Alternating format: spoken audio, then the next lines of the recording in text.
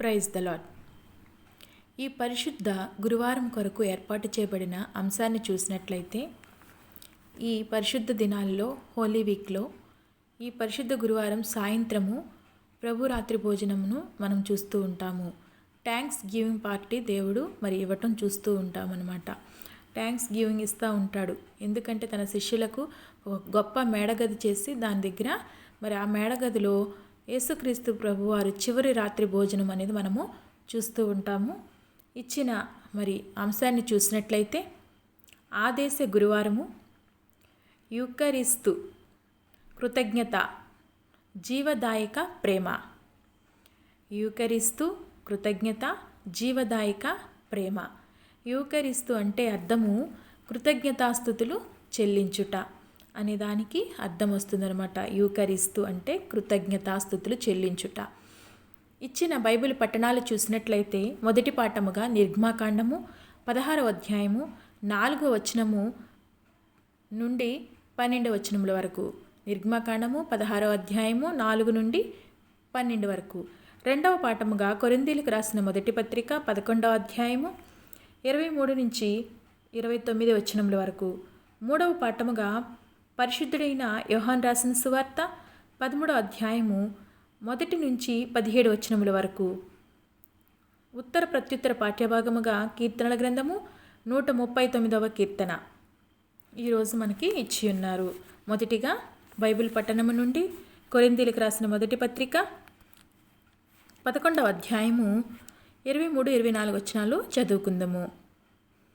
నేను మీకు అప్పగించిన దానిని ప్రభువు వలన పొందితిని. ప్రభువైన యేసు తానే అప్పగింపబడిన రాత్రి ఒక రొట్టెను ఎత్తుకుని కృతజ్ఞతాస్తుతులు చెల్లించి దానిని విరిచి, ఇది మీ కొరకైన నా శరీరము, నన్ను జ్ఞాపకం చేసుకునుటకై దీనిని చేయుడని చెప్పెను. ప్రార్థన చేసుకుందాం.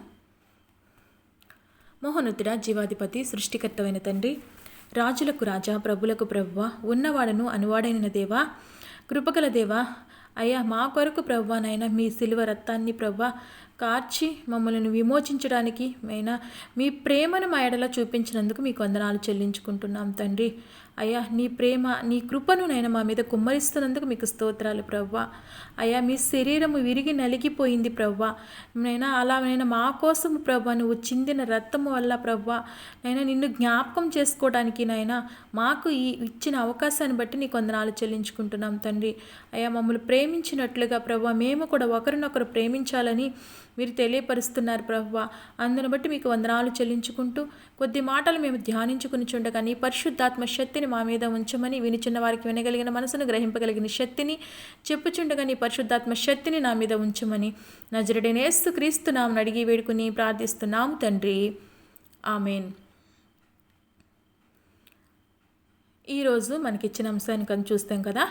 రేపు సిలువ ప్రయాణం అనేది మనం చూస్తూ ఉంటాము. యేసుక్రీస్తు ప్రభువారు శరీరము ఏ విధముగా ఒక రొట్టెను ఏ విధంగా ముక్కలైపోయిందో ముక్కలు ముక్కలుగా, అదే విధముగా యేసుక్రీస్తు ప్రభు శరీరము కూడా ఆ విధంగా అయిపోతుందని యేసుక్రీస్తు ప్రభువారు మొదటిగానే మేడగదిలో చక్కగా ప్రభు రాత్రి భోజనాన్ని సిద్ధపరిచి శిష్యులను కూడా తయారు చేస్తున్నట్లు మనము చూస్తాము. శిష్యులను కూడా సువార్త కొరకు సిద్ధపరుస్తున్నట్టుగా కూడా మనము చూస్తూ ఉంటాము. అయితే మనకిచ్చిన అంశాన్ని చూసినట్లయితే యూకరిస్తు అంటే కృతజ్ఞత మనం చూపిస్తున్నారనమాట యేసుక్రీస్తు ప్రభువారు. అంతేకాదు జీవదాయక ప్రేమ, ఆయన ప్రేమ జీవదాయక అంటే నిజంగా చూస్తాము జీవము కలిగిన ప్రేమ. అది ఎలాంటి ప్రేమ అంటే అమరిక లేని ప్రేమ, శాశ్వతమైన ప్రేమ మన మీద యేసుక్రీస్తు ప్రభువారు చూపించారు. అందువల్లే ఆయన ఈ లోకానికి వచ్చి తన్ను తాను తగ్గించుకుని ఈ లోకంలో శిష్యుల పాదాలను కడిగిన వ్యక్తిగా చూస్తాము. అంతేకాదు మన నిమిత్తము యేసుక్రీస్తు ప్రభువారు సిలువలో మరణమయ్యారు. ఎందుకంటే మనము చేసిన తప్పులను యేసుక్రీస్తు ప్రభువారు ఆయన మీద వేసుకున్నట్లు మనము చూస్తూ ఉంటాము. మరి మనకిచ్చిన నిర్గమకాండము 16వ అధ్యాయము 4-12 వచనాలు చూసినట్లయితే ఇక్కడ మరి చక్కగా కనిపిస్తూ ఉంటుంది. ఏంటంటే ఇశ్రాయేలీల ప్రజలు ఏ విధంగా మరి యేసుక్రీస్తు మరి తండ్రి అయిన దేవునికి మొర్రపెట్టినప్పుడు ఐగుప్తు దేశంలో నుండి మేము ఈ బాధలు భరించలేకపోతున్నాము, ఈ బాధల వల్ల మేము నలిగిపోతున్నాము, ఒక్కసారి మమ్మల్ని విడిపించువయ్యా అని మరి యేసుక్రీస్తు ప్రభువారికి మొర్ర పెట్టారంట. ఆ మొర్ర విన్న మరి తండ్రి అయిన దేవుడు మరి వారి మొర్ర విని మరి దిగి వచ్చాడంట. దిగి వచ్చడమే కాదు, మీ మొర్ర నేను విన్నాను, అందుకని నేను వచ్చే ఉన్నాను, నేనే ఉన్నవాడను అనువాడనైన దేవుణ్ణి అని చక్కగా మరి తండ్రి అయిన దేవుడు ఇశ్రాయేల్ ప్రజలకు ఐగుప్తు దేశంలో ఒక బలమైన చక్కగా వాగ్దానంతో కూడిన సందేశమును మరి అభయముతో కూడిన మరి మాటను, ప్రేమ కలిగించే మాటను చెప్తున్నాడు. ఎందుకంటే ఇశ్రాయేలు ప్రజల పట్ల ఆయనకున్న ప్రేమను వెల్లడి చేస్తున్నట్లు మనము చూస్తూ ఉంటాము. ఎందుకంటే ఐగుప్తు దేశంలో వాళ్ళు ఎన్నో కఠినమైన బాధలు దాస్యపులో ఉన్న సమయంలో వీళ్లకు ఏమనంటే తన తండ్రి అయిన దేవుని గుర్తు వచ్చి మొర్ర పెట్టారంట. దేవుడు కూడా కనికరపడి వారు చేసిన పాపములు దోషములన్నీ క్షమించి ఆ ప్రేమను బట్టి వాళ్ళు ఏం చేశారంటే మరి వాళ్ళ ప్రేమను బట్టి వారిని విడిపించడానికి దేవుడు మోషేను అక్కడ పంపించినట్లు మనము చూస్తూ ఉంటాము. ఇది మరి నిర్గమకాండం 16వ అధ్యాయంలో మనం చూసినట్లయితే అక్కడ ఇశ్రాయేలీలందరూ కూడా మరి ఎలీము నుండి మరి ప్రయాణమైపోయి ఐగుప్తు దేశంలో నుండి బయలుదేరిన 2వ నెల 19వ దినమున ఎలీమును సీనాయికి మధ్యనున్న సీను అరణ్యంలోకి వాళ్ళు వచ్చారు. ఆ అరణ్యంలో ఇశ్రాయేలీల సమాజం అంతయు మోషే అహరోను మీద ఏం చేశారంటే సణుక్కున్నారనమాట. ఇశ్రాయేలీలందరూ కూడా సణుక్కున్నారు. మోషే మీద అహరోను మీద సణుక్కున్నారు. మరి మేము మాంసమును వండుకుని కుండల యొద్ద కూర్చుండి తృప్తిగా మేము ఆహారం తింటాం కదా, ఐగుప్తులో ఉన్నప్పుడు నీవు మమ్మల్ని ఎందుకు ఐగుప్తు దేశం నుంచి విడిపించి మరి మధ్యలో మరి మమ్మల్ని తీసుకుని వచ్చావు?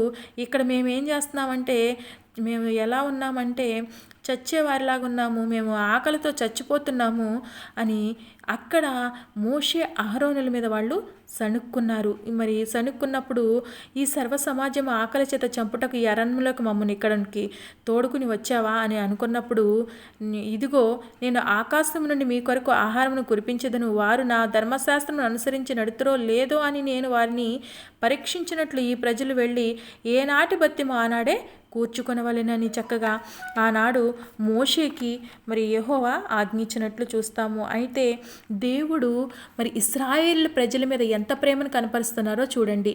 మేము ఐగుప్తులో ఉన్నప్పుడు కొండల దగ్గరే కూర్చుని ఎంతగానో మేము మరి ఆ మాంసం అని ఇదని అదని అన్నీ తినేసేవాళ్ళము. మేము ఈ అరణ్యంలోకి తీసుకొచ్చి మమ్మల్ని ఏం చేస్తున్నామంటే మేము చచ్చిపోతున్నాము, మాకు ఆహారం లేదు, మాకు అయ్యి లేవు, ఇయ్యి లేవని మోషే అహరోనుల మీద సణుక్కుంటున్నప్పుడు దేవునికి మరి అనిపించి ఆయన ఏం చేశాడంటే ఆకాశం నుండి ఆయన చక్కగా మరి మనం చూస్తూ ఉంటాము. మరి ఆయన ప్రేమను మనం ఇక్కడ ఇశ్రాయేలీల ప్రజల మీద మనము చూస్తూ ఉంటాము. ఎంత గొప్ప ప్రేమో చూడండి ఒక్కసారి. ఆయన అంట ఆకాశం నుండి మరి వాళ్ళకి ఏం చేశారంటే సాయంకాలంన మీరు మాంసం తిందురు, ఉదయమున ఆహారం చేత తృప్తి పొందురు, అప్పుడు మీ దేవుడైన యెహోవాను నేనే అని మీరు తెలుసుకుందరని వారితో చెప్పాను. చూసారా, కాగా సాయంకాలం అయిపోయినప్పుడు పూరేళ్ళు వచ్చినాయి, వారి పాళెమును కప్పిని, ఉదయమున మంచు వారి పాళెం చుట్టూ పడి ఉండెను. మరి పడిన ఆ మంచు ఇరిగిపోయిన తర్వాత నూనె మంచు వలె సన్నని కణములు అరణ్యపు భూమి మీద పడెను. ఇశ్రాయేలీలు అది చూచినప్పుడు అది ఏమైనదో తెలియక ఇది ఏమి అని ఒకరితోనొకరు చెప్పుకునిరి.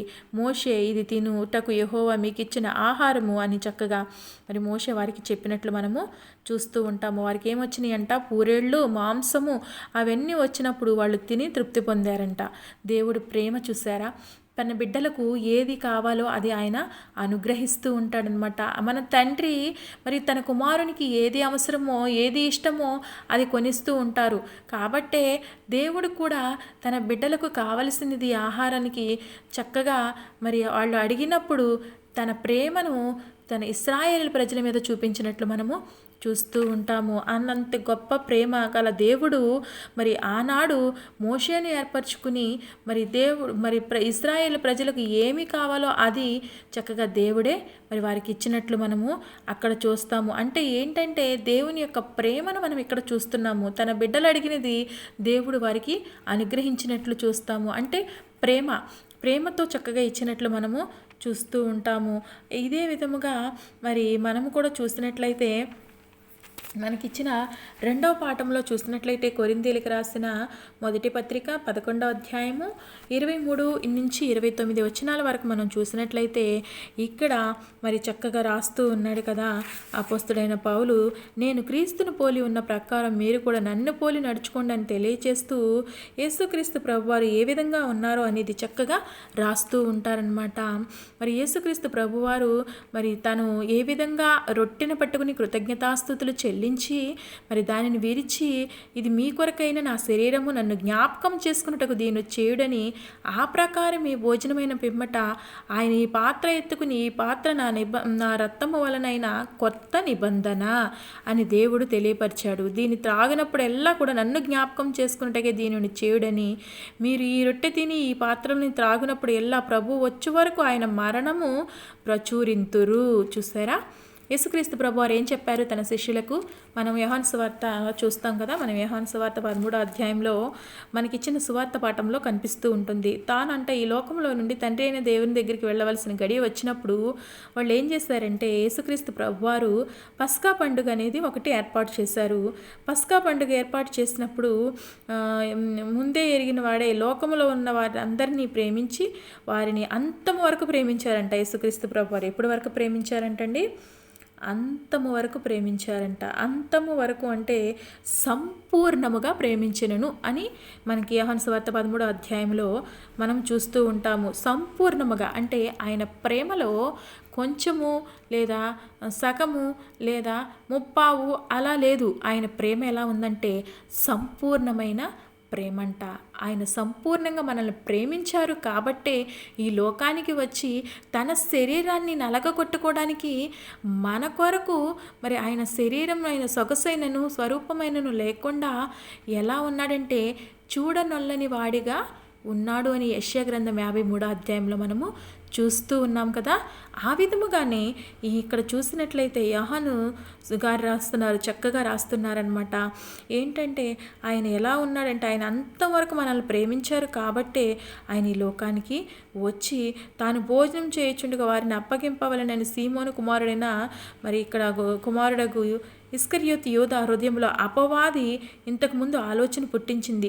అప్పుడు ఎప్పుడైతే ఆలోచన ఇస్కరియోతులో పుట్టిందో అప్పుడైతే మరి తండ్రి మన చేతికి సమస్తం అప్పగించిననియు తాను దేవుని యొద్ద నుండి బయలుదేరి వచ్చిననియు దేవుని యొద్ద నుండి వెళ్ళవలసిన గడి కూడా ఉన్నదని యేసు ఎరిగి భోజన పత్తిలో నుండి లేచి తన పై వస్త్రమును అవతల పెట్టివేసి ఒక తువాలు తీసుకుని నడుమును కట్టుకునిను. ఇక రేపు ఆయన సిలువకు అప్పగించబోతున్నారు. రేపు సిలువలో ఆయన మరణించబోతున్నాడు. కాబట్టి ఈరోజు రాత్రి ఈ థ్యాంక్స్ గివింగ్ అంటే ఇప్పుడు ఎప్పుడైతే మరి కృతజ్ఞతాస్తుతిగా చక్కగా ఒక మేడగదిలో ఏ విధంగా చేశారో మరి ఆ మేడగదిలో మరి చేస్తున్న ఈ మేడగదిలో ఏమైపోయిందంటే ఇక్కడ ఒక తువాలు తీసుకున్నారంట. తువాలు తీసుకుని నడుము కట్టుకున్నారు యేసుక్రీస్తు ప్రభువారు. అంతటా మళ్ళీ ఆయన ఏం చేశారంటే ఒక పళ్ళెం తీసుకుని ఆ పళ్ళెంలో నీళ్లు పోసి శిష్యుల పాదాలు కడుటకు మరి తాను కట్టుకుని ఉన్న తువాలతో తుడుచుటకు మొదలుపెట్టారంట. నడానికి ఒక టవల్ కట్టేశారు, ఒక ప్లేట్ తీసుకున్నారు, ప్లేట్లో వాటర్ పోసారు, శిష్యుల పాదాలకి దానిలో పెట్టి కడగటం మొదలుపెట్టారు. అంతేకాదు ఆయన కట్టుకున్న టవల్ను కూడా తీసి పాదాలను తుడుస్తున్నారంట. తుడిచినప్పుడు అక్కడ మరి మనం చూస్తూ ఉంటాం కదా, అక్కడికి ఒక పేతురు వస్తున్నారనమాట. ఆ పేతురు అంటున్నాడు కదా, ఆయన శిష్యుడైన పేతురు అంటాడు కదా, ఏమంటాడంటే నీవే ఇక్కడ ఒక చక్కగా అడుగుతారు. అందుకు యేసు, నేను చేయుచున్నది ఇప్పుడు మీకు తెలియదు, కానీ పేతురు వచ్చినప్పుడు అతడు, ప్రభువా, నీవు నా పాదములు కడుగుదువా అని ఆయనతో అనెను. అందుకు యేసు, నేను చేయుచున్నది ఇప్పుడు నీకు తెలియదు, కానీ ఇక మీదట తెలుసుకుందువని అతనితో చెప్పగా, పేతురు, నువ్వెన్నడూనూ నా పాదములు కడగరాదని ఆయనతో అన్నాడు. అందుకు యేసు, నేను నిన్ను కడగని ఎడల నాతో నీకు పాలు లేదనెను. సీమోను పేతురు, ప్రభువా, నా పాదములు మాత్రమే కాదు, నా చేతులు నా తల కూడా కడుగుమని ఆయనతో చెప్పాడంట. చూసారా? అప్పుడు యేసుక్రీస్తు మరి శిష్యుల మీద చూపిస్తున్న ప్రేమను చూసినట్లయితే, దేవుని కుమారుడయ్యుండి సర్వలోకమును సృజించిన దేవుడయ్యుండి మాటతో సృష్టిని చేసిన దేవుడయ్యుండి మరి చేతితో మరి తన కనుచూపులతో సమస్తము చేయగల దేవుడయ్యుండి అలాంటి గొప్ప తండ్రి తన్ను తాను తగ్గించుకుంటూ ఈ విధంగా ఉండాలి అని శిష్యులను సిద్ధపరుస్తున్న సమయమని మనము చూస్తూ ఉన్నాం. ఇంకా అయిపోతుంది, నా చివరి సమయం ఇది నా చివరి రోజు. ఇక రేపు నేను మరణించిపోచున్నాను, నేను నా తండ్రి దగ్గరికి వెళ్ళిపోతున్నాను. నా తండ్రి పనుల మీదకు నేను వచ్చాను ఈ లోకంలో. నా తండ్రి పనులన్నీ సమస్తము సమాప్తం చేశాను. చివరికి నేను వెళ్ళిపోతున్నాను. మరి వెళ్ళిపోతున్నప్పుడు నేను నిన్ను సిద్ధపరుస్తున్నానని చెప్పి అక్కడ ఉన్న శిష్యులందరినీ కూడా పాదాలు కడిగి వారిని మరి సిద్ధపరిచి వారి కోసమే కదా మనకి చివరి కొరింథీయులకు రాసిన 2వ పాఠంలో మనం చూస్తాం కదా. కొరింథీయులకు రాసిన 1వ పత్రిక 11వ అధ్యాయములో మనం చూస్తూ ఉంటాం. ఆయన ఏం చెప్పారు తెలుసా? ఒక్క మాట ఏం చెప్పారండి? ఆయన చక్కగా చెప్పారు ఏంటంటే, నన్ను జ్ఞాపకం చేసుకుంటే దేనిని చేయుడని చెప్పారు. ఎందుకు వాళ్ళకి శిష్యులకి ఏం చెప్పారంటే, నన్ను జ్ఞాపకం చేసుకోవడానికి ఈ ప్రభు యొక్క శరీరము రక్తము అంటే ఇదేంటి శరీరాన్ని రక్తాన్ని తినమంటాడేంటి అని అక్కడ ఉన్నవారు అనుకున్నారు. కానీ అది ఏంటంటే ఒక విందును అనేది ఏర్పాటు చేశారు. ఆనాటి కాలంలో మరి ఎక్కువగా గోధుమలు పండుతూ ఉంటాయి కాబట్టి అది ఒక రొట్టెనుగా తయారు చేశారు. ద్రాక్షారసం అనేది అక్కడ ఆనవాయితీ కాబట్టి విందులు జరిగేటప్పుడు ద్రాక్షారసం అనేది ఇస్తారు. అదొక ఆనవాయితీ కాబట్టి ఆ రెండు కూడా దేవుని యొక్క మరి శరీరానికి గుర్తుగా ఆయన సాదృశ్యంగా తీసుకుని వచ్చి ఇది నా నిబంధన, ఇది నా కొత్త నిబంధన కాబట్టి మీరేం చేస్తున్నారంటే ఎప్పుడైతే తీసుకుంటారో యేసుక్రీస్తు ప్రభువారు మా కోసం వచ్చారు, మా పాపాల నిమిత్తం చనిపోయారు, ఆయన తిరిగి మళ్ళీ వస్తారు కాబట్టి ఈ సువార్తను సకల జనులకు సర్వ సృష్టికి మీరు ప్రకటింపాలని యోహాను సువార్త మనము 21వ అధ్యాయం చివరి వచనంలో చూసినట్లుగా మనము ఈ సువార్తను ప్రకటించాలని యేసుక్రీస్తు ప్రభువారు ఎప్పుడైతే తన చనిపోయే ముందు రోజు చెప్పారో ఆ మాటలు మీరు జ్ఞాపకం చేసుకోండి. మీరు ఏ ప్రాంతానికి వెళ్ళినా, ఎక్కడికి వెళ్ళినా, ఏ ప్రదేశానికి వెళ్ళినా నేను ఏ విధంగా తగ్గించుకుని జీవించానో, నేను ఏ విధంగా మీ పాదాలు పట్టుకున్నానో, నేను ఏ విధంగా ఒకరినొకరిని ప్రేమించానో మీరు కూడా అదే విధముగా చెయ్యండి అని దేవుడు చక్కగా శిష్యులను సిద్ధపరుస్తున్న సమయం అని మనము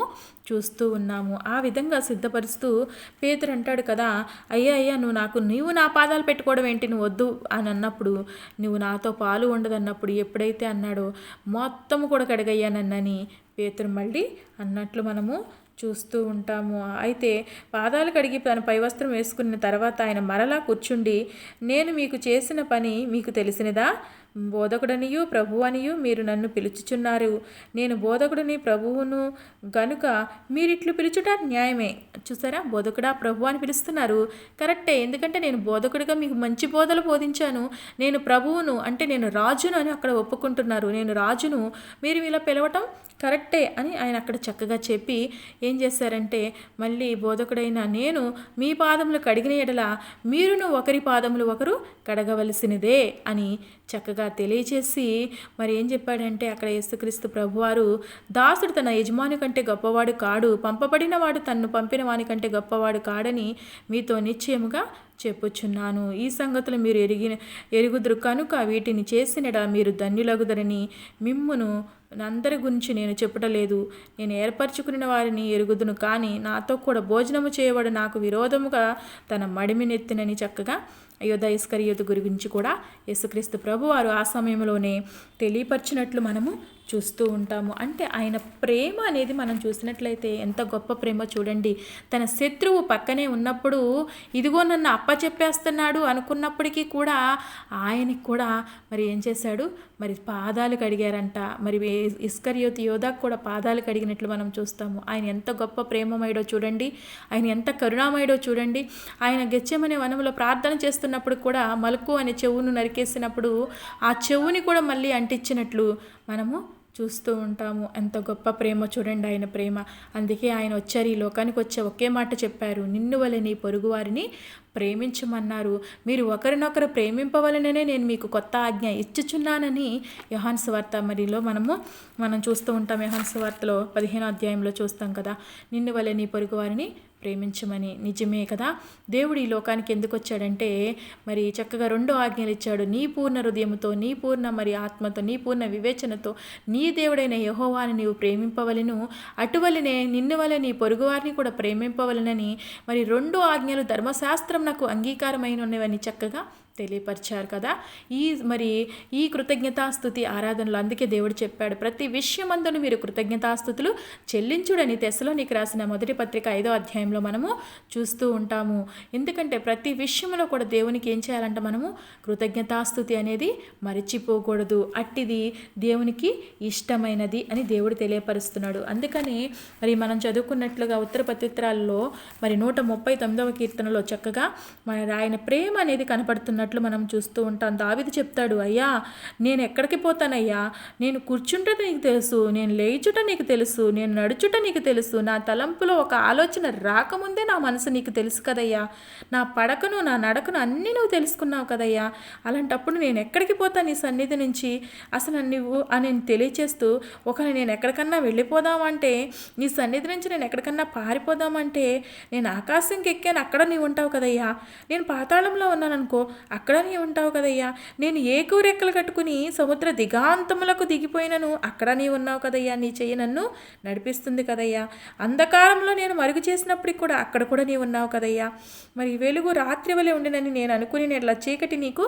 కాకపోవును కానీ తెలియపరుస్తూ, నా తల్లి గర్భమందు అసలు నిర్మించిన వాడివే నీవే కదయ్యా, నన్ను అసలు కలగజేసిన విధం చూస్తుంటే నాకెంతో ఆశ్చర్యం భయమేస్తుందయ్యా అని తెలియపరుస్తూ, అందును బట్టి నేను నీకేమిచ్చినా తక్కువే అని నీకు నేను కృతజ్ఞతాస్తుతులు చెల్లించుచున్నానయ్యా అని తెలియపరుస్తున్నారు దావీదు. చూసారా, తన జన్మం గురించి, తను పుట్టిన విధమును గురించి చూసి ఆలోచన చేస్తేనంట కృతజ్ఞతాస్తుతులు నేను చెల్లిస్తున్నానయ్యా అని తెలియపరుస్తున్నారు దావీదు. మరి ఈ కార్యములో ఆశ్చర్యములను చక్కగా తెలియపరుస్తూ, నేను పిండంగా ఉన్నప్పుడే నీకు తెలుసయ్యా, నాలో ఎముకలు లేకముందు ఏర్పడకముందే నీకు తెలుసయ్యా అని మరి చక్కగా దావీదుడు మరి ఎలా చక్కగా తెలియచేస్తున్నాడు చూడు. నా దినములన్నీ కూడా నీ గ్రంథంలో లిఖితంలో అయినయ్యా దేవా, నా తలంపులు నాకెంతో నీ తలంపులు నాకెంతో ప్రియమైనవయ్యా అని చక్కగా తెలియపరుస్తున్నారు. చూసావా, దేవుని తలంపుల్లో మనం ఉండాలని కోరుకోవాలి. మరి ఆయనకు ఆయాసకరమైన మార్గం మనలో ఏమైనా ఉంటే దాన్ని తీసివేయమని దేవుని దగ్గర మనము ప్రార్థించే వారిలాగా ఉండాలి. దేవుడు మనకి అంటూ ఈ సంవత్సరం ఒక అవకాశం మనకు అనుగ్రహించాడు. అందుకని మనం దేవునికి కృతజ్ఞతాస్తుతులు చెల్లించే బిడ్డలాగా ఉన్నామో లేదో ఒకసారి మనం జ్ఞాపకం చేసుకోవాలి. అంతేకాదు మరి 136వ కీర్తనలో కూడా ఉంటుంది, మనం దీన దశలో ఉన్నప్పుడు ఆయన మనల్ని జ్ఞాపకం చేసుకున్నాడంట, ఆయన కృప నిరంతరము ఉండును అని తెలియపరుస్తూ 26వ వచనంలో ఉంటుంది. 136 26వ వచనంలో, ఆకాశమందుండు దేవునికి నేను కృతజ్ఞతాస్తుతులు చెల్లించుడి, ఆయన కృప నిరంతరము ఉండును అని చక్కగా దేవుడు తెలియపరుస్తున్నాడు. ఆయనకు కృతజ్ఞతాస్తుతులు చెల్లించండి, ఆయన కృప నిరంతరము ఉంటుంది. ఎందుకంటే ఆయన ప్రేమ, ఆయన కృప మన మీద శాశ్వత కాలము జీవదాయకమైన ప్రేమ, అది మరిచిపోని ప్రేమ, అది క్షణమాత్రం ఉండే ప్రేమ కాదు, అది శాశ్వతమైన ప్రేమ. అట్టి ప్రేమను మనము పొందుకున్నామా? ఇర్మియా మరి గ్రంథంలో మనం చూస్తాం కదా, 33వ అధ్యాయము మనం 3వ వచనంలో చూస్తాము, శాశ్వతమైన ప్రేమతో నేను నిన్ను ప్రేమించుచున్నాను కనుక విడివక నీ ఎడల కృప చూపుచున్నాను అంటున్నాడు. అట్టి ప్రేమను మనం పొందుకోవాలని తెలియపరుస్తున్నాడు. అంతేకాదు మనకి మరి ఆది కాండంలో కూడా మరి అట్టి ప్రేమను మరి ఆ ఇస్సాకు మీద చూపించినట్లు మనము చూస్తాము. అబ్రహాముని శోధించడానికి మరి పరీక్షించడానికి మరి ఆదికాండం 22వ అధ్యాయంలో మొదటి నుంచి మనం చూసినట్లయితే ఒక మాట చెప్తాడనమాట, నీకు ఒక్కడున్న కుమారుని తీసుకొచ్చి నాకు బలి అర్పించు అన్నప్పుడు అప్పుడు దేవుని మీద ప్రేమ ఎంత ఉందని పరీక్షించడానికి అబ్రహాముకి పెట్టిన పరీక్షలో అబ్రహాము ఆ పరీక్షను గెలిచిన వాడై ఉన్నాడు. కాబట్టే అక్కడ ఆయనకున్న ప్రేమను బట్టి దేవుని కూడా ఆ ప్రేమను కూడా, దేవుడికి కూడా అబ్రహాము మీద ఉన్న ప్రేమను బట్టి ఒక వాగ్దానం చేశాడు. ఏంటంటే, నువ్వు ఒకసారి ఏం చేస్తావో తెలుసా, నీ కుమారుణ్ణి, ఒక్కడే ఉన్న కుమారుణ్ణి నా కోసం నువ్వు వీయటానికి వెనుక తిరగలేదు కాబట్టి నేను నిన్ను మరి ఎలా చేస్తానని చెప్పాడంటే, నీ కుమారుని నాకు బలి అర్పించలేదు, వద్దు, కానీ అక్కడ పొదల్లో పొట్టేళ్ళు ఉంది, దాన్ని తీసుకుని వచ్చి నాకు బలి అర్పించు అని చెప్పి చక్కగా బలి అర్పించిన తర్వాత అబ్రహాముని తీసుకుని వచ్చి నేను నిన్ను ఆశీర్వదించి ఏం చేస్తానన్నాడంటే, మరి ఆదికాండం 22వ అధ్యాయం 17వ వచనంలో చూస్తాము, నేను నిన్ను ఆశీర్వదించి నక్షత్రముల వలెను సముద్ర తీరమందలి ఇసుక వలెను నీ సంతానమును నిశ్చయముగా విస్తరింప చేసేదను. చూసారా, దేవుడు ఎంత గొప్ప వాగ్దానం చేశాడో అబ్రహాముకి. ఎందుకు ఆ వాగ్దానం చేశాడు? ఒక్కడే ఒక కుమారుడు ఉన్నాడు, ఆ కుమారుని ఇవ్వటానికి దేవుని మీద ఎంతో ప్రేమతో దేవుడే ఇచ్చాడు, దేవుడే తీసుకుంటాడు అన్నట్లుగా ఏబువలే ఈయన కూడా మరి ఏం చేశాడంటే, మరి ఈ దేవుడిచ్చిన కుమారుడు దేవుడికే ఇచ్చేస్తానని ఎంతో హృదయంతో మరి కట్టి వేసి తన కుమారుని కట్టెల మీద పడుకోబెట్టినప్పుడు ఆ స్వరముతో పిలుస్తున్నాడు కదా, నువ్వు ఇవ్వాలనుకున్న కుమారుడు నాకు ఇస్తున్నావు చూడు, ఆ ప్రేమ నాకు నచ్చింది, నా మీద నీకున్న భక్తి నచ్చింది, నా మీద ఉన్న నీకు మరి మాట వినే శ్రేష్ఠ మాట వినటం నాకు నచ్చింది, కాబట్టి నిన్ను నేను ఆశీర్వదిస్తానని అదుగు అని చెప్పి చక్కగా ఆకాశాన్ని సముద్రాన్ని చూపించి, ఇదిగో నీ సంతానం ఇంతగా విస్తరింపబడుద్దని దేవుడు తెలియపరిచాడు. అంతేకాదు, ఆయన ప్రేమను మనము చెప్పన సౌఖ్యము కాని ప్రేమ. ఆయన ప్రేమ గురించి ఎన్నిసార్లు చెప్పుకున్నా తక్కువే. అందుకే దేవుడు యోహాను సువార్త 3వ అధ్యాయం 16వ వచనంలో ఉంటుంది, దేవుడు లోకమును ఎంతో ప్రేమించును. ఎంత ప్రేమించాడో చూడండి, ఎంతో ప్రేమించాడంటే అక్కడ ఆ మాట వాడినప్పుడే నాకు ఎంతో అనిపిస్తుంది. ఎంతో ప్రేమించాడు కాబట్టే తన అద్వితీయ కుమారుని మన కోసము పంపించాడు. నశించిపోతున్న మనలను వెతికి రక్షించడానికి పంపించి ఈ చివరి రాత్రి భోజనం రోజున దేవుడు తన పనులన్నీ తెలియచేస్తూ, ఇవన్నీ కూడా మీరు మళ్ళీ నేను పరలోకానికి వెళ్ళిపోతున్నాను, మళ్ళీ నేను తిరిగి వచ్చే సమయం ఉంటుందని యోహాను సువార్త 14వ అధ్యాయంలో ఉంటుంది కదా, నేను మీకు ఆదరణకర్తను పంపిస్తానని చెప్పుకుంటూ మళ్ళీ ఏం చేశారంటే, ఇక్కడ వెళ్ళిపోతున్నానని తెలియపరిచి ఏం చేశారంటే చక్కగా మరి యేసుక్రీస్తు ప్రభువారు శిష్యులకు ఆతిథ్యం ఇచ్చినట్లుగా చూస్తాము. మరి థ్యాంక్స్ గివింగ్ అంటే కృతజ్ఞతాస్తుతిగా చక్కగా మరి రొట్టె ద్రాక్షరసంనిచ్చి, ఇది నా నిబంధన కాబట్టి, ఇది నా శరీరము, ఇది నా రక్తము, దీనిని ఎవరైతే పవిత్రముగా మరి చక్కగా తాగుతారో ఇది నా కొరకు చిందింపబడుతున్న రక్తము కాబట్టి మీ పాపాలన్నీ కూడా క్షమించబడతాయి అని చక్కగా తెలియపరుస్తూ, మీకోసం నేను సిలువ ఎక్కుతున్నానని చక్కగా తెలియపరిచినట్లు మనము చూస్తూ ఉంటాము. ఆ విధముగా యేసుక్రీస్తు ప్రభువారు మన కోసము తన మరణాన్ని మరి సిలువ కొరకు అప్పగించేసుకున్నారు. ఎందుకంటే మన మీద చూపించిన ప్రేమ. అందుకే కొరింథీయులకు రాసిన మొదటి పత్రిక 13వ అధ్యాయంలో ఉంటుంది. చక్కగా అపోస్తుడైన పౌలు కొరింథీ సంఘానికి రాస్తున్నాడనమాట, మీరు ఎన్ని భాషలతో మాట్లాడినా, ఎంత మీకు ఉన్నా సరే, మీరు మరి ఏంటంటే ఒకే ఒక మాట చెప్తున్నాడు, ప్రేమ కలిగి మీరు జీవించకపోతే, ఎన్ని ఉన్నా, మీకు భాషలే ఉన్నా, మీకు ఎన్ని మరి ప్రేమ లేకపోతే వ్యర్థమే అని ప్రవచన వరాలే ఉన్నా, మరి జ్ఞానమంతా మీకు తెలిసి ఉన్నా, మరి విశ్వాసంతో గలవాడివైనప్పటికీ ఎన్ని ఉన్నా మరి అవన్నీ నీకు వ్యర్థమే. ఎందుకంటే నీకు ప్రేమ లేకపోతే నువ్వు వ్యర్థమని తెలియపరుస్తున్నాడు. ఎందుకంటే ప్రేమ శాశ్వత కాలం ఉంటుందంట.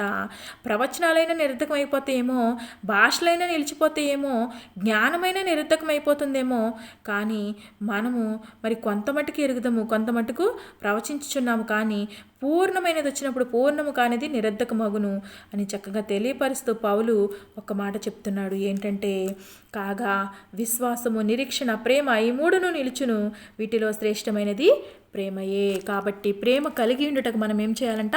ప్రయాసపడాలని, ప్రేమను వెంటాడాలంట. ప్రయాసపడటం అంటే వెంటాడాలి. కొరింథీయులకు రాసిన మొదటి పత్రిక 14వ అధ్యాయం 1వ వచనంలో ఉంటుంది. ప్రేమ కలిగి ఉండటకు మనము ప్రయాసపడాలి, వెంటాడాలి. అసలు ఆ ప్రేమ ఎక్కడ దొరుకుద్దో. అందుకని దేవుడు కూడా చెప్పాడు, నిన్ను వలె నీ పొరుగువారిని ప్రేమించమన్నాడు.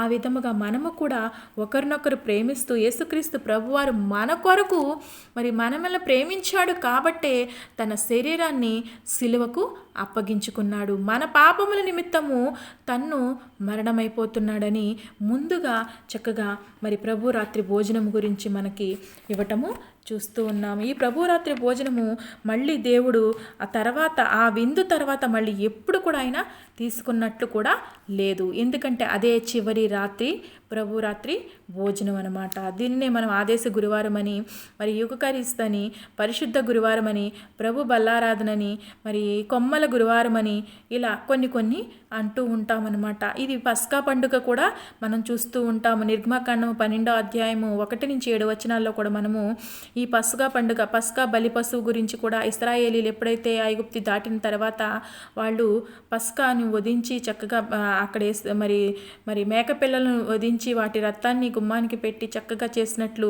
ఈ పులియని రొట్టెల పండుగ వాళ్ళు చేసినట్లు కూడా మనము లేవీకాండం 23వ అధ్యాయము 4-8 వచనాల్లో కూడా మనము చూస్తూ ఉంటాము. అదే విధముగా మనం చూసినట్లయితే మరి నిర్గమకాండం 24వ అధ్యాయం 1-24 వచనాల వరకు కూడా మనం చూస్తాము. ఆ రక్తము రక్షణానికి మూలంగా ఉన్న రక్తం అని మనం చూస్తూ ఉంటాం అన్నమాట. అయితే ఇది మనకి పస్కాకి మనకు ఏంటంటే మనకి విడుదలకు గుర్తుగా ఉంటుంది, ప్రతిష్ఠితకు గుర్తుగా ఉంటుంది, విమోచనకు గుర్తుగా ఉంటుంది, వాగ్దానం అనమాట. ఇది మనకు ఒక వాగ్దానం అనమాట. దేవుడు మనకు అనుగ్రహిస్తున్న వాగ్దానం కాబట్టి మనము గుర్తుపెట్టుకోవాలి. యేసుక్రీస్తు ప్రభువారు మన కోసం ఎందుకు చనిపోయాడంటే మనల్ని విడిపించడానికి, మనల్ని ప్రతిష్ఠించడానికి, మనల్ని విమోచించడానికి, ఆ వాగ్దాన పరదేశంలోకి మనల్ని చేర్చడానికి ఆయన చివరి రాత్రి భోజనాన్ని మనకి సమర్పించారు. కాబట్టి నీవు నేనైనా చివరి రాత్రి భోజనం తీసుకుంటున్నా మనము ఏ విధంగా ఉన్నాం ఒకసారి జ్ఞాపకం చేసుకోవాలి. ఎందుకంటే ఆయన ప్రతి భోజనం తీసుకుంటున్న వారు మనం అయోగ్యంగా తీసుకోకూడదంట. మరి చాలా జాగ్రత్తగా తీసుకోవాలి. అయోగ్యంగా తీసుకున్న వాళ్ళు కొంతమంది ఏమైపోయారంటే మరి అనారోగ్యాలు పాలయ్యారు, కొంతమంది చావనే చనిపోయారని తెలియపరిచారు. అంతేకాదు ప్రతి దినము కూడా రొట్టె విరిచారని అపోస్తుల కార్యముల గ్రంథము 2వ అధ్యాయం 26వ వచనంలో మనము చూస్తూ ఉంటాము. ఎందుకంటే ప్రతి దినము కూడా వాళ్ళు ఇంటింట రొట్టె విరుస్తూ యేసుక్రీస్తు ప్రభువాన్ని గుర్తు చేసుకున్నారంట. మరి ఆ విధంగా కూడా మనము చూస్తూ ఉంటాం. అంతేకాదు క్రీస్తు ప్రభువారి గురించి అపోస్తుల కార్యముల గ్రంథం 20వ అధ్యాయం 7వ వచనంలో చూస్తాము. ప్రతి ఆదివారం కూడా వీళ్ళు రొట్టె విరిచినట్లు కూడా మనము చూస్తూ ఉంటాము. అందుకే ఎఫెసీయులకు రాసిన పత్రిక 5వ అధ్యాయం 2వ వచనంలో చూస్తాము. క్రీస్తు మనలను ప్రేమించి పరిమళ సువాసనగా ఉండుటకు మన కొరకు తన్ను తాను దేవునికి అర్పణగాను బలిగాను అప్పగించేసుకున్నాడంట. మనం ఒకసారి జ్ఞాపకం చేసుకోవాలి. మనలను ప్రేమించాడంట. ప్రేమించి పరిమళ వాసనగా నుండుటకు మన కొరకు తన్ను తాను దేవునికి అర్పణగాను బలిగాను అర్పించాడు. మనల్ని ప్రేమించాడు. అంతటి ప్రేమను మనము ఏ విధంగా ఉంటామో ఒకసారి మనము జ్ఞాపకం చేసుకోవాలి. అంతేకాదు మనం రొట్టె ద్రాక్షరసం తీసుకుంటున్నప్పుడు చాలా జాగ్రత్తగా తీసుకోవాలని 1 కొరింథీ రాసిన పత్రిక 11వ అధ్యాయం 27వ వచనం నుండి 31వ వచనం వరకు ఉంటుంది. మరి మనం చూసినట్లయితే అంతేకాదు కొలస్సీలకు రాసిన పత్రిక 3వ అధ్యాయం 5-10 వచనాల వరకు ఉంటుంది. మత్తయి సువార్త 26వ అధ్యాయము 26-28 వచనాల వరకు మనం చూస్తాము. యెషయా గ్రంథము 55వ అధ్యాయము 2వ వచనం మనం చూస్తాము. 1 కొరింథీకి రాసిన పత్రిక 11వ అధ్యాయము 23-24 వచనాలు కూడా మనము చూస్తూ ఉంటాము. ఈ విధంగా మనము ప్రతి విషయంలో మనము దేవునిని గుర్తుపెట్టుకుంటూ ఆయనను ఆరాధిస్తూ హెబ్రీయులకు రాసిన పత్రిక 7వ అధ్యాయము 6-17 వచనాల్లో కూడా మనము చూస్తూ 6-17 వచనాల వరకు చూస్తూ ఉంటామన్నమాట. మనం ఒకటే గుర్తుపెట్టుకోవాలి, ఏంటంటే దేవునిని కలిగిన మనము ఆయనను ప్రేమించి ఆయన ఏ విధంగా మనలను ప్రేమించి తన్ను తాను బలిగా అర్పణగా మనల్ని ఏ విధంగా అర్పించుకున్నాడో మనల్ని పరిమళ సువాసనగా ఉండటానికి ఆయన ఏం చేస్తాడంటే తన్ను తాను దేవునికి అర్పించేసుకున్నాడు. మనము కూడా ఆ విధంగా ఉండాలని దేవుడు చక్కగా తెలియపరుస్తున్నాడు. కాబట్టి నీవైనా నేనైనా ఆయనను ప్రేమించు, ఆయన ప్రేమకు కర్తగా ఉన్నాడు. కాబట్టి ఆయన వైపే మనం సాగుతూ ఆయన చూపించిన దారిలో మనం నడవాలి. పౌలు చెప్పాడు, నేను ఆ క్రీస్తుని పోలి నడుచుకున్నా, మీరు నన్ను పోలి నడుచుకోమంటున్నాడు. మనము కూడా క్రీస్తుని పోలి నడుచుకుంటున్నామా లేదా ఒకసారి జ్ఞాపకం చేసుకోవాలి. యోహాను సువార్త 6వ అధ్యాయము 54వ వచనంలో ఉంటుంది, నా శరీరం తిని నా రక్తము త్రాగువాడే నిత్య జీవము గలవాడు, అంత్యదినమున నేను వానిని లేపుదును. నా శరీరము నిజమైన ఆహారము, నా రక్తము నిజమైన పానీయమై ఉన్నది అని చక్కగా తెలియపరుస్తున్నాడు. కాబట్టి ఆయన శరీరము ఆయన రక్తమును మనం తీసుకుంటున్న మనము దేవునిని మరి అంత్యదినమున మనల్ని లేపాలి అంటే ఆయనను మనం జ్ఞాపకం చేసుకునే వారిలాగా ఉంటూ మనము మొదటిగా ఆయన చెప్పిన మాట ఒకటే, మనం ఒకరినొకరు ప్రేమించాలని చెప్పారు. అట్టి ప్రేమను మనము కలిగి ఉండాలి. రోమీలకు రాసిన పత్రిక 5వ అధ్యాయంలో ఉంటుంది, మరి ప్రేమ లేకపోతే మరి వ్యర్థమే. ఎందుకంటే మరి మనము ప్రేమతోనే జయించాలంట, కీడుతో మనము జయించకూడదంట. ఆ విధముగా చక్కగా తెలియపరుస్తూ ఉన్నారు. ఆ విధంగా మనందరం ఉండాలని కోరుకుంటూ మరి ఈ కొద్ది మాటలు మరి యేసుక్రీస్తు నామమున మీకు తెలియజేయడానికి ఈ ప్రభు యొక్క బల్లారాధనలో మరి మనకు చెప్పడానికి నేను ఎంతగానో ఆశపడుతూ మరి రేపటి దినము కూడా మనము మంచి శుక్రవారము గుడ్ ఫ్రైడే రోజు కాబట్టి మనం అందరము కూడా పరిశుద్ధంగా దేవుణ్ణి ఆరాధిస్తూ మరి ఈ చివరి రాత్రి భోజనములో యేసుక్రీస్తు ప్రభువారు ఏ విధంగా మనల్ని అనుసరించమని చెప్పారో మనము కూడా ఆ విధంగా అనుసరిస్తూ ఆయన ప్రేమను మనం ఇతరులకు పంచేవారిలాగా ఇతరులకు చూపించేవారిలాగా మనము కూడా ఉండాలి. ఎందుకంటే మదర్ తెరిసా గారిని చూస్తాము, ఆయన ప్రేమను ఏ విధంగా చూపించిందో మనం చూపించవచ్చు. అదేవిధంగా మనము ఆయనే చెప్పారు కదా, మీకు ఎవరికైతే వస్త్రం లేదో వాళ్ళకి 2 వస్త్రాలు ఇవ్వండి, ఎవరైతే 1 మైలు దూరం రమ్మంటున్నారో మీరు 2 మైళ్ళ దూరం వెళ్ళండి, ఎవరైతే మీకు ఒక చెంప కొట్టారో ఇంకొక 2వ చెంప కూడా మీకు చూపించండి అంటున్నారు. అలా మనం చూపించాలంట. అలా తగ్గించుకున్నప్పుడే మరి హెచ్చింపబడతారు. అందుకని దేవుడు తగ్గించుకుని మరి శిష్యుల యొక్క పాదాలు కడిగినట్లు మనము చూస్తాము. ఆ విధంగా మనందరం ఉండాలని కోరుకుంటూ దేవుని యొక్క సువార్త రాజ్య వ్యాప్తిలో మనందరము కూడా మరి పాత్రదారులుగా ఉంటూ ఆయన రాకడ కోసం మనమందరినీ ప్రతి ఒక్కరిని పురుకొల్పే వ్యక్తుల్లాగా ఉంటూ ఆయన రాకడకే సిద్ధపడుతూ ఇతరులందరినీ కూడా ఆయన రాజ్యంలోకి నిత్య జీవంలోకి తీసుకువెళ్ళడానికి పాటుపడే వ్యక్తుల్లాగా ఉండాలని కోరుకుంటూ ఈ మాటలు నేను ముగిస్తున్నాను. Praise the lord, praise the lord. Yesu నామమున ముగిస్తున్నాను. Praise the lord.